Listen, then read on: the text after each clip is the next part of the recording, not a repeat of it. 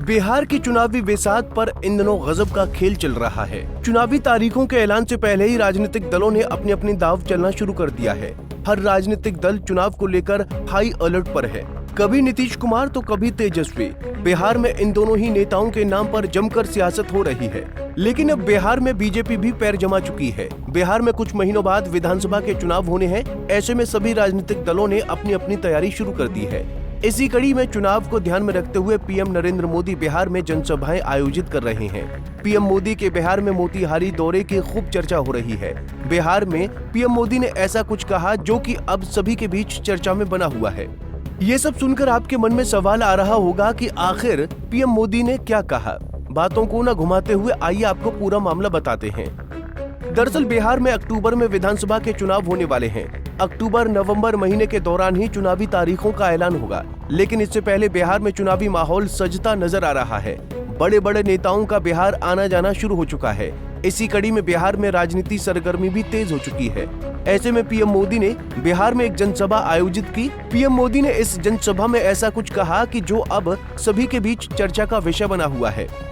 PM Modi ने कहा कि हमारा संकल्प है कि आने वाले समय में जैसे पश्चिमी भारत में मुंबई है, वैसे ही पूरब में मोतिहारी का नाम हो। जैसे अवसर गुरुग्राम में है, वैसे ही अवसर गयाजी में भी बने।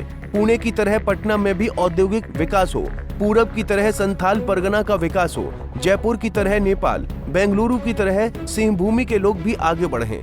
पीएम मोदी ने कहा कि पूर्वी भारत को आगे बढ़ाने के लिए हमें बिहार को विकसित बिहार बनाना है। हमारा संकल्प है आने वाले समय में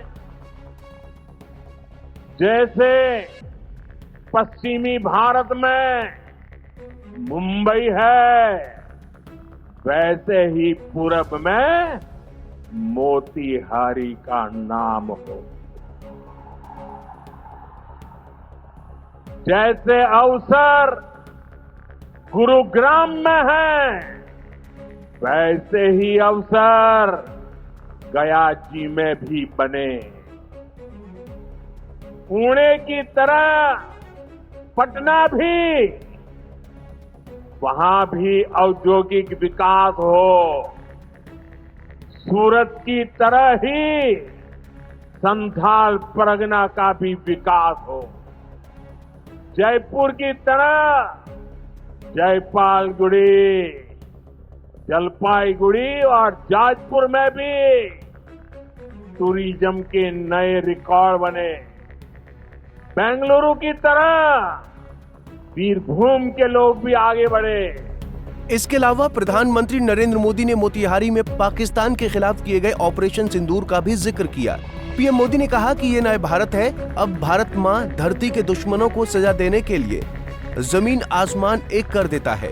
बिहार की इसी धरती से मैंने पाकिस्तान को मुंहतोड़ जवाब देने का संकल्प लिया था और आज उसकी सफलता पूरी दुनिया देख रही है। बिहार चुनाव को लेकर पीएम मोदी और बीजेपी का साफ लक्ष्य है कि दोबारा एनडीए की सरकार बिहार में बने। बिहार चुनाव के लिए बीजेपी के सभी कार्यकर्ता और नेता फुल एक्टिव मोड में हैं। बहरहाल इस साल सितंबर अक्टूबर में विधानसभा के चुनाव होने हैं। बिहार की राजनीति को देख साफ पता लग रहा है कि इस साल चुनाव में सभी के बीच कड़ी टक्कर देखने को मिलेगी। जेडीयू बीजेपी के साथ चुनाव लड़कर फिर सत्ता पर काबिज होना चाहती है, लेकिन दोनों ही पार्टियों में सीएम की कुर्सी को लेकर खींचतान हो सकती है। बिहार में इस बार तेजस्वी यादव भी पूरी तरह से एनडीए गठबंधन से लोहा लेते दिखेंगे। वहीं जन स्वराज और आम आदमी पार्टी ने भी बिहार के राजनीति में अपने पैर पसारने शुरू कर दिए हैं। खैर, बिहार की सियासत पर किसका राज होगा ये तो देखने वाली बात होगी, लेकिन इन सभी बातों में एक बात तो तय है कि बिहार चुनाव जितना बाहर से आसान दिखता है, हकीकत में उतना आसान है नहीं। बिहार में 243 विधानसभा की सीटों पर चुनाव होने हैं और बिहार में हर सीट का अपना अलग महत्व है। ऐसे में बिहार की सभी 243 सीटों का समीकरण समझना टेढ़ी उंगली से घी निकालने के बराबर जितना मुश्किल है। Bureau report, Punjab Kesari TV. हमसे जुड़े रहने के लिए हमारे YouTube चैनल को सब्सक्राइब करें और नई वीडियो की नोटिफिकेशन के लिए बेल आइकॉन को दबाएं।